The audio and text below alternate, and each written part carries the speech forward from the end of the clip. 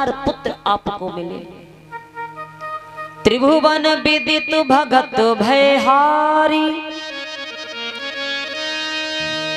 ऐसे पुत्र नहीं होंगे, बड़े सुंदर प्रतापी पुत्र होंगे जिनकी तीनों लोकों में जय जयकार होगी, जो भक्तों के भय को हरने वाले होंगे। अच्छा, एक बात और है, जब दशरथ महाराज की एक कन्या हो सकती है तो फिर पुत्र क्यों नहीं हुआ? या तो कोई संतान ना होती,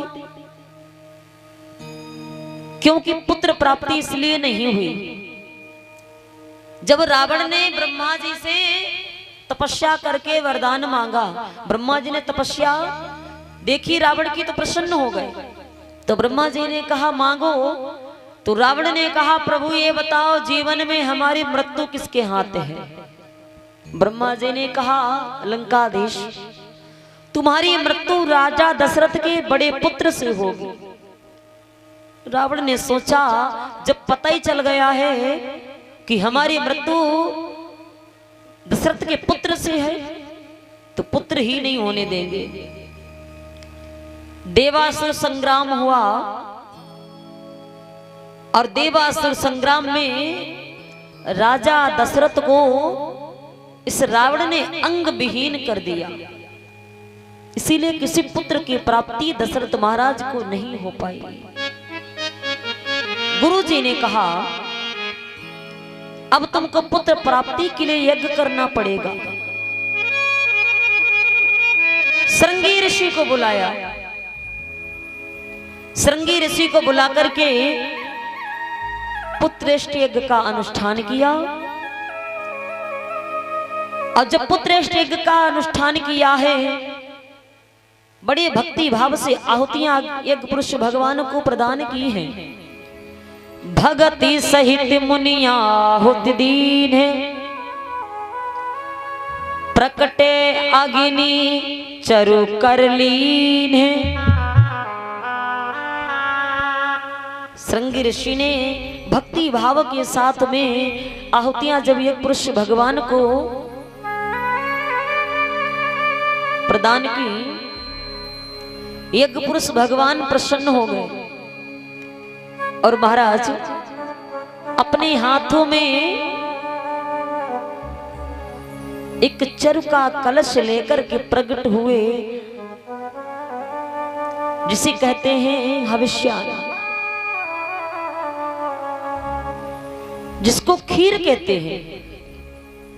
यज्ञ पुरुष भगवान ने वो कलश श्रृंगी ऋषि को प्रदान किया। श्रृंगी ऋषि ने वशिष्ठ जी को और वशिष्ठ जी ने दशरथ जी को। भगवान शिव कहते हैं देवी पार्वती, इधर तो पुत्रेष्ट यज्ञ हुआ और राजा दशरथ अपनी पत्नी को बुला रहे हैं। पत्नी तो राजा दशरथ की और भी है, लेकिन कहा है तब ही राय प्रिय नारी बुलाई।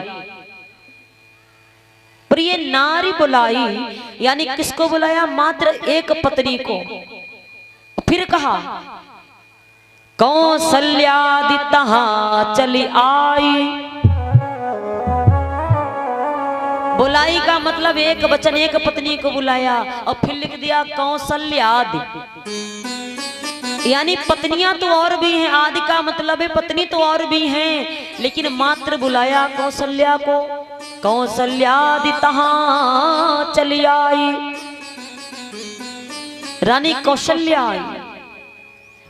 इधर तो रानी कौशल्या आती हैं और उधर रावण बड़ा भयभीत हो रहा। मैंने कहा था दशरथ के कोई पुत्र नहीं होने दूंगा, और आज दशरथ महाराज पुत्र प्राप्ति के लिए यज्ञ कर चुके हैं। अपनी मैया कैकसी के पास में गया, मां मेरी रक्षा करो।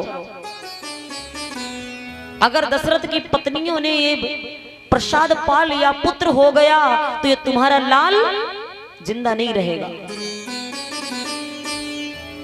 मां चाहे जैसी हो, पुत्र चाहे जितना कपूत हो, लेकिन मां नहीं चाहेगी कि पुत्र हमारा ना रहे। कैकसी ने कहा ठीक है बेटा। माता कैकसी केकसी ने चील का रूप धारण कर लिया और इधर राजा दशरथ ने वो खीर का जो कलश था वो रानी कौशल्या को प्रदान कर दिया। रानी लेकर के जा रही है। केकसी चील का रूप धारण करके जैसे कलश को इसने दबोचना चाहा, महाराज कलश तो नहीं हम दबोचा पंजों में, नहीं जा पाया। लेकिन प्रसाद जो था कुछ भाग पैरों में दबोच लिया, कुछ चोंच में दबोच लिया। अब चोंच का प्रसाद तो धोखे से केकसी ने निगल लिया है। पंजों का प्रसाद जो था वो उड़ती जा रही थी। सुमेरगिरी पर्वत पर माता अंजना स्नान करके सूर्य भगवान को जल प्रदान करती हैं। इस तरीके से जल प्रदान कर रही। आज वो केकसी के पैरों का प्रसाद माता अंजना के जाकर के अंजलि में गिर गया। और जैसे गिरा तो माता अंजना विचार करती, हमें लगता है किसी यज्ञ का प्रसाद है। तो प्रसाद प्राप्त कर लिया। उसी प्रसाद को ग्रहण करके माता अंजना ने गर्भ धारण किया। माता केकसी ने भी उसी प्रसाद को पा करके गर्भ धारण किया। अब जितना प्रसाद बचा है, दशरथ महाराज ने क्या किया है, उस प्रसाद में देखो 1/2 कर दिया। आधा भाग निकाल करके रानी कौशल्या को दिया और आधे में महाराज 2 भाग कर दिए। बस आधा सुमित्रा को और आधा कैकेयी को। लेकिन कौशल्या सुमित्रा कैकेयी में सौत वाला कोई भाव नहीं था। आज के जमाने में माताएं दूसरे की प्रशंसा भी सुनना पसंद नहीं करती। अगर कह दो कि वो उनके घर में उनकी धर्म पत्नी बड़ी अच्छे स्वभाव की हैं, बड़ा अच्छा भोजन बनाती, बड़ा प्रेम देती हैं, तो हृदय में भावनाएं विकार रूपी प्रकट हो जाती। लेकिन इन रानियों के मन में सौत वाला कोई भाव नहीं था। अब कौशल्या माता विचार करें, हमारे 1 पुत्र हो जाए, लेकिन रानी कैकेयी के 2 पुत्र हो जाए। कैकेयी विचार करें कि हमारे 1 पुत्र हो, लेकिन सुमित्रा के 2 पुत्र हो जाएं, क्योंकि सुमित्रा सबसे छोटी है। तीनों रानियों का भाव देखिए कितना सुंदर है। माता कौशल्या ने अपने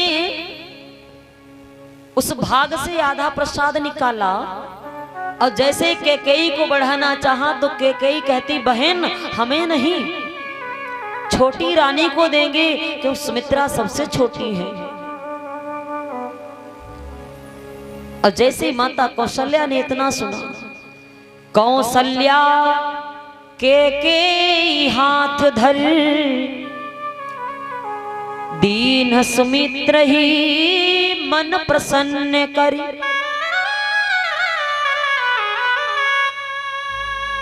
वो आधा भाग सुमित्रा को दे दिया रानी कौशल्या, और माता कैकेयी ने हाथ लगाकर रानी सुमित्रा को प्रदान कर दिया। अब सुमित्रा के पास में 2 भाग हो गए, इन दोनों रानियों के पास में आधा आधा ही बचा। तीनों रानियों ने प्रसाद प्राप्त कर लिया। कहते हैं यही विधि गर्भ सहित सब नारी, भई हृदय हर्षित सुख भारी। एक तरफ कहते हैं कि भगवान किसी के गर्भ में नहीं आते, अब एक तरफ कहते हैं यही विधि गर्भ सहित सब रानी। ये जो दशरथ जी की पत्नी है गर्भ को धारण किए हैं। तो देखो महाराज गर्भ 2 प्रकार का है। एक तो गर्भ उसको कहते हैं जिसमें बच्चे का पालन होता है, और एक गर्भ वो कहते हैं जैसे किसी व्यक्ति पर आपको बड़ा विश्वास है, आप कहते हैं मैं उस पर इतना गर्व करता हूं कि जितने समय बता दूं उतने वक्त वो हमारे यहाँ जरूर आएगा। तो रानियों को ब्रह्म के आने का गर्भ हुआ है, बाकी उदर में नहीं धारण किया। जा दिन ते हरि गर्भ ही आए, कि जा दिन ते हरि गर्भ ही आए।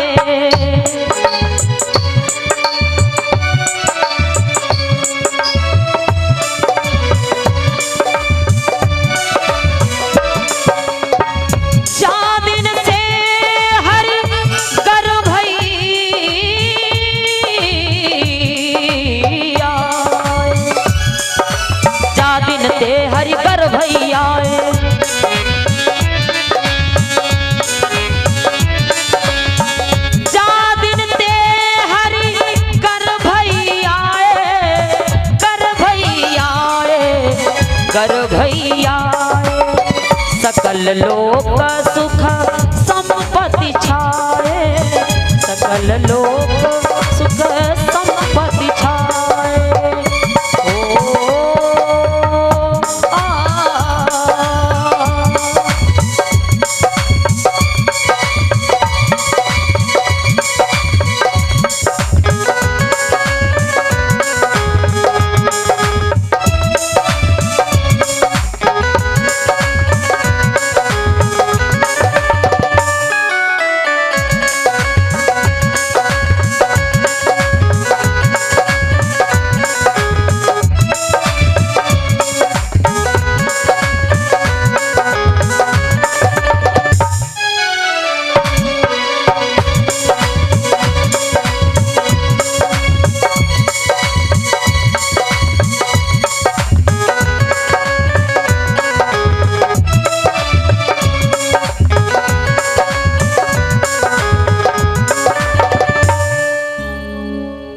जा दिन ते हरि गर्भ आए,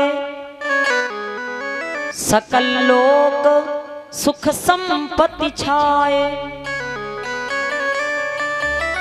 माताएं क्या करती हैं, जितने नगर में मंदिर हैं, देखो चौथापन है, वृद्धावस्था थी दशरथ जी के ऊपर, जितने नगर में मंदिर हैं उन मंदिरों को सजाया जाने लगा, कलश रखवाए जाने लगे, बंधनवारे लगवाए जाने लगे।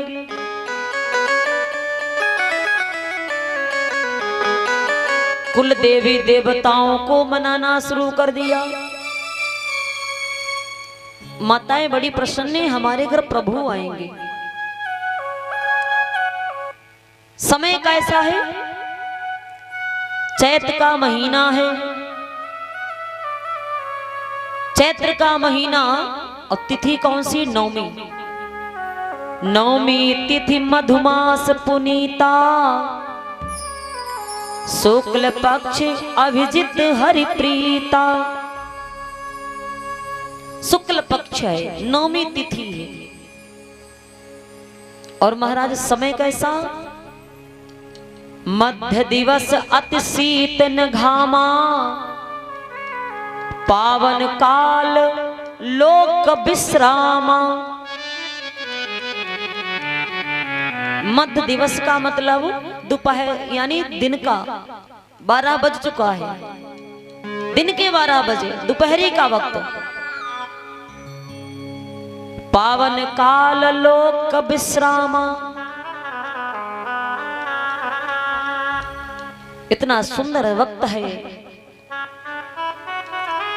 न ठंडी है और न गर्मी है, क्योंकि बड़ी शीतल शीतल मंद मंद हवाएं चल रही हैं। सारे देवता आकाश से इंतजार करते, प्रतीक्षा करते हैं कब मेरे प्रभु आएंगे। देवतागण दर्शन के लिए लालाहित हैं। सुर किन्नर गंधर्व गायन गाने लगे।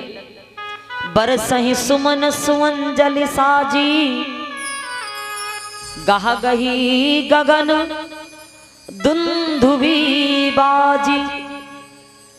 देवता आकाश से पुष्पों की बारिश करने लगे, दुंदुभियां बजने लगी। नाग मुनि देवता सब स्तुति करते हैं, नाग मुनि देवता सब स्तुति करते हैं, लेकिन